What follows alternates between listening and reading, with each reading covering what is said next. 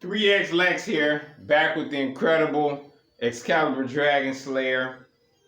I'm here today to give you an update on things. No, I haven't posted in a while. First and foremost, let me put it out there. A brand new revised 3X technology website is coming soon. It will be up sometime in the next few weeks. I'll let you guys know. I'll make another post when the site's ready. But it's going to be a fully automated site. You'll be able to order directly from the site. And you guys are going to really like it. The one I have now has just kind of really been more of a placeholder. So, I'm looking forward to this. I'm excited. It's going to be very high quality. I know you guys have probably want to know a lot more info about things, ordering, pricing, and everything. So this will have things laid out a lot clearer than my current site, which has kind of always been more of a placeholder anyway. So I wanted to get that out and about first and foremost and let you guys know that. So, hey, that's the deal with that. And that's the way things go with that. So be on the lookout for that, the new revised 3Xtech arcade site. It'll be up soon. So, something else I wanted to talk about today specifically is the performance. This is something that I've been wanting to touch on for a while, but I didn't really get around to. The performance of the Excalibur Dragon Slayer versus the Pi-based arcades and the PC-based arcades. Now, I have experience with pretty much all the setups, all the front ends, all the different type of hardwares. I played games emulated on high-end hardware, PCs with dedicated graphics cards, good processors. I played a lot of stuff on just a stock Raspberry Pi 4, and I played a lot of stuff on the Dragon Slayer here with its PC setups, and even the Odroid. All I can tell you is in comparison to the Pi-based systems, like, there really is no comparison.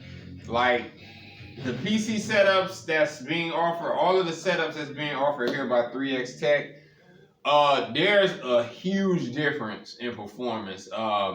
Startup, boot up times of the games, the loading of everything, performance is just tenfold what you get on a Raspberry Pi. The actual performance of the games, it's just a world of difference. Like, even in the less demanding stuff like the main games, I mean, once you get down real far down, like Nintendo, Sega Master System, Genesis, those versus like a Pi 4 or something like that, you're not gonna see much of a difference there.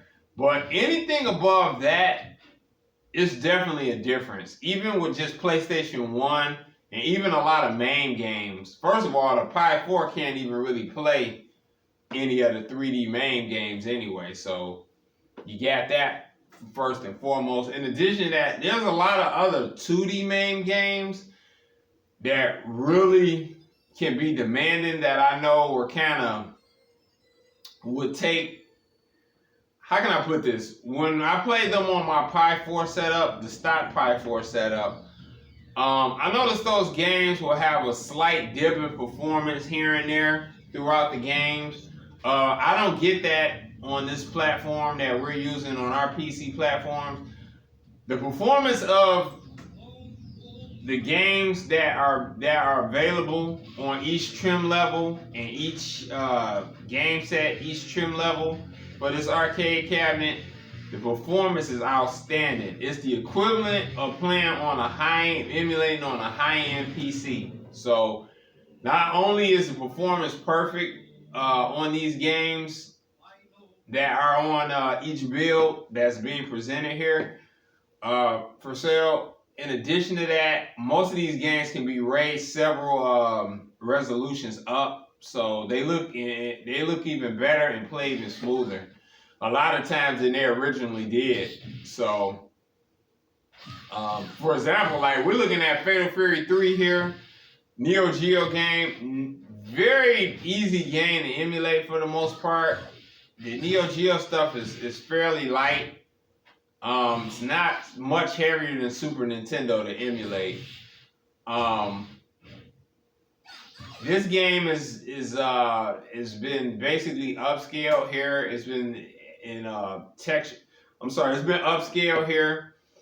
It's smoother visuals. The visuals have been smoothed over, and it runs great. It looks great. It looks even better than it did originally. I played this game a lot in arcades, and it just looks fantastic. The sprites have been smoothed out.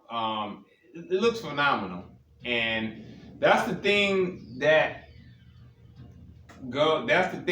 rings true across all of the particular platforms for all of these games. They meet the original quality of the game, and in a lot of cases, it surpasses that. So that's the aim here with each setup that's offered, is to offer that type of performance. That's what I'm gunning for. Of course, there's a few red herrings here and there that I've discussed before, specifically the Bloody War games and stuff on some of the higher end setups. That game's a red herring. But you're looking at maybe 2 to 3 games per setup that, just decided to act a fool on respectable hardware. So, that it is what it is. Nothing can be perfect, especially in the world of emulation. But that said, so what do you get here? You're getting a platform, no matter which size drive you go with. You're getting a platform here that's going to just whoop ass. It's going to be a huge upgrade over a Pi-based system. The performance is just top notch.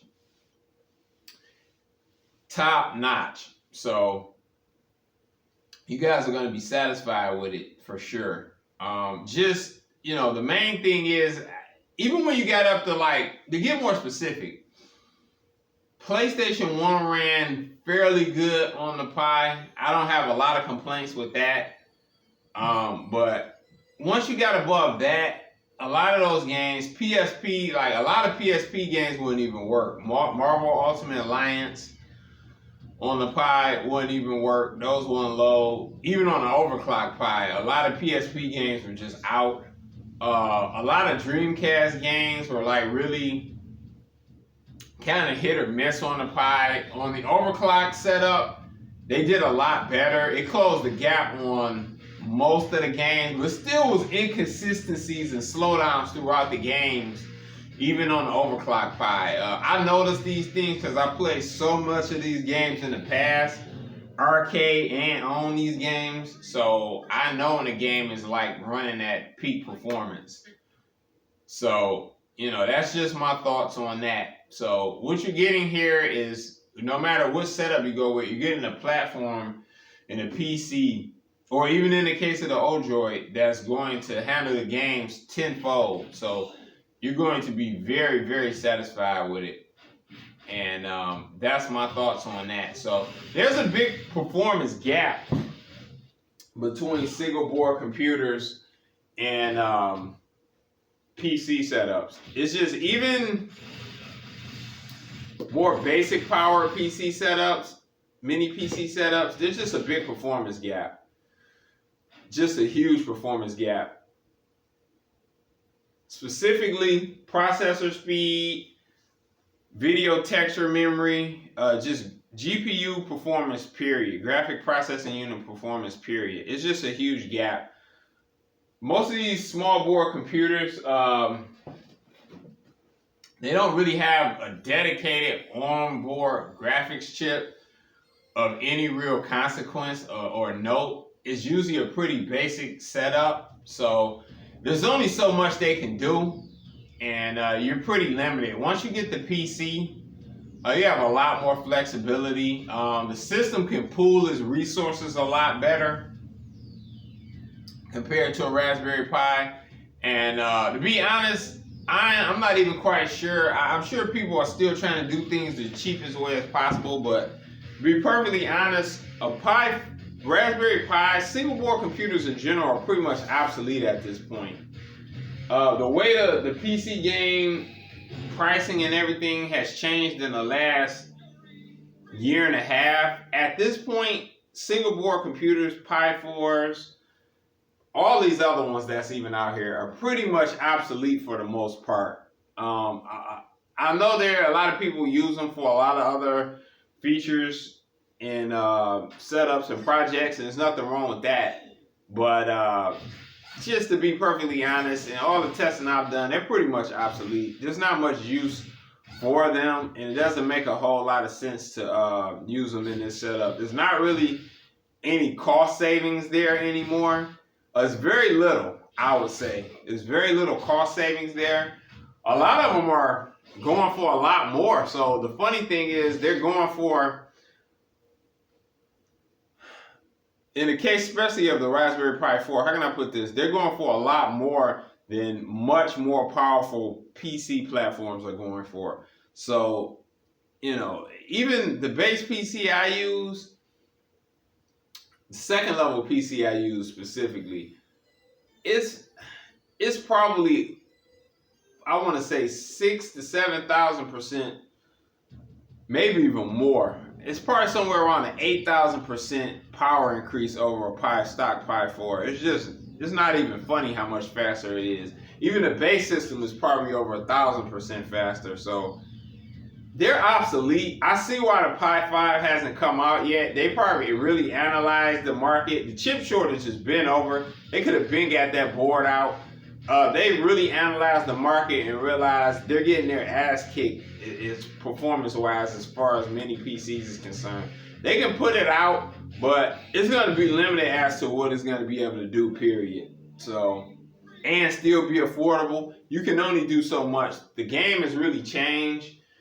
When the Pi 3 was out, Pi 3 Plus came out years ago, for what that board was going for, how easy it was to get, and the pricing, it made a lot of sense. Even when the Pi 4 came out, it still kind of made sense back in early 2019. But now, it's just a whole different landscape and a whole different game. So, it doesn't really make a lot of sense in the arcade game anymore. It's a relic in my opinion. It's a relic from a bygone era, and to be honest, it doesn't really make much sense to use it. So, but I know a lot of people are going to continue to do that because the ease of being able to get software for it. But you need software. You know, once you get software, it's time to leave that board in the past. Anyway, guys, I've ranted a lot and enough. That's my thoughts on the performance of this Excalibur Dragon Slayer, what you can expect. And hey, I'm out. 3Xtech. Peace.